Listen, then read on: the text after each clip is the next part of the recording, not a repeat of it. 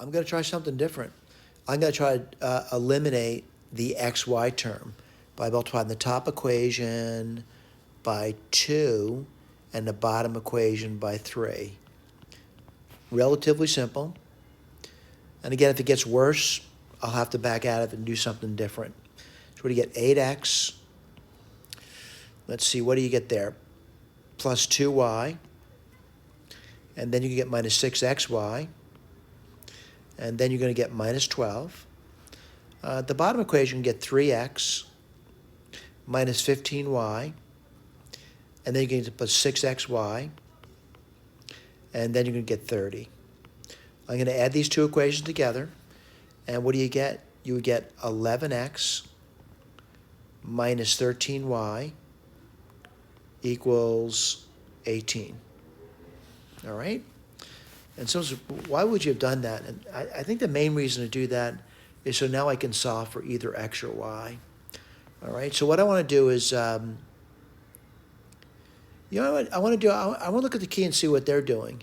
And yeah, I guess they're doing something similar.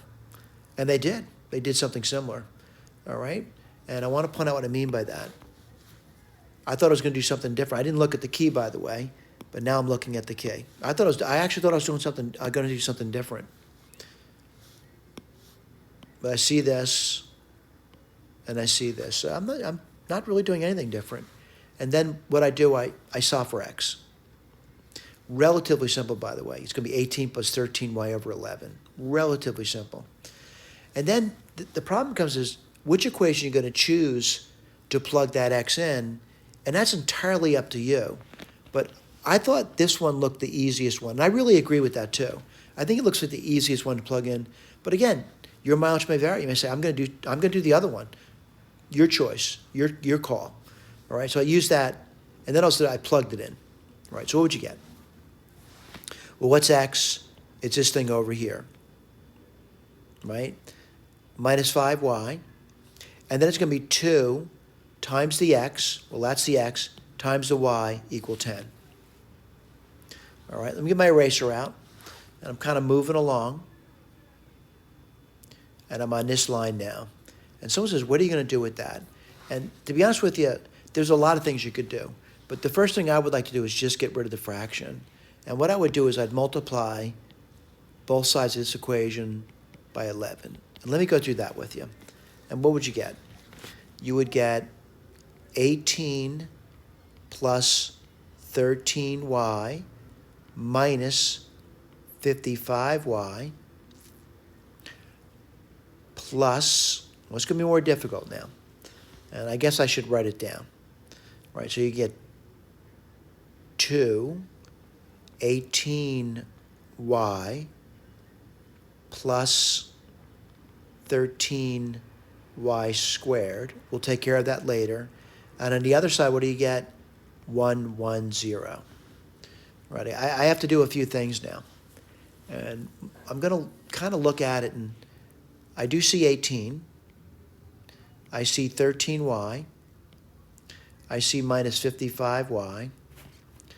I see 36y. I see 26y squared.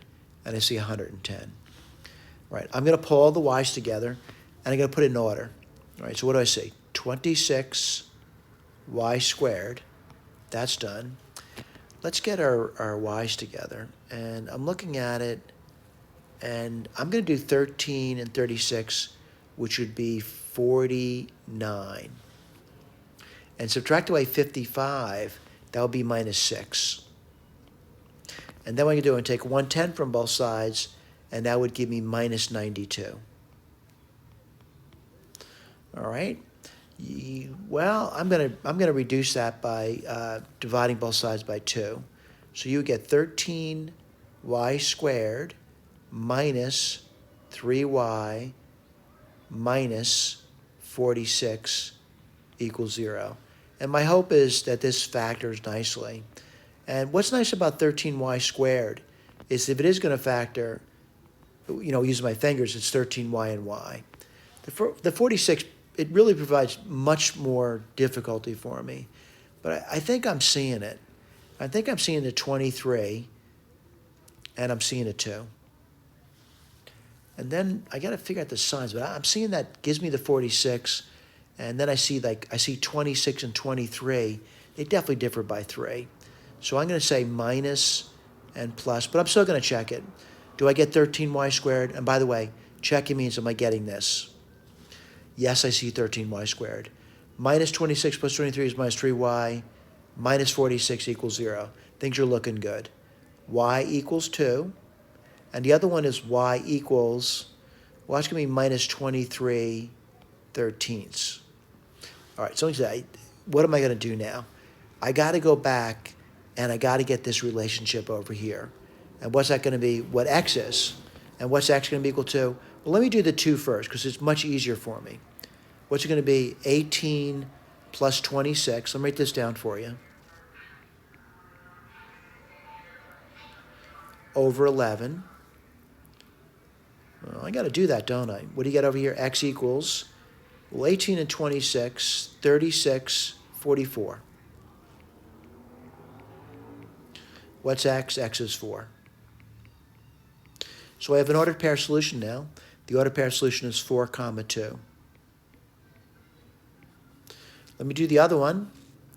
And again, I have to remind myself, and it's more difficult in the computation area. So what do you get? X equal, I'm doing this guy now, 18. Well, it isn't that bad, because 13 times minus 23 thirteenths is minus 23. And I'll be dividing that by 11.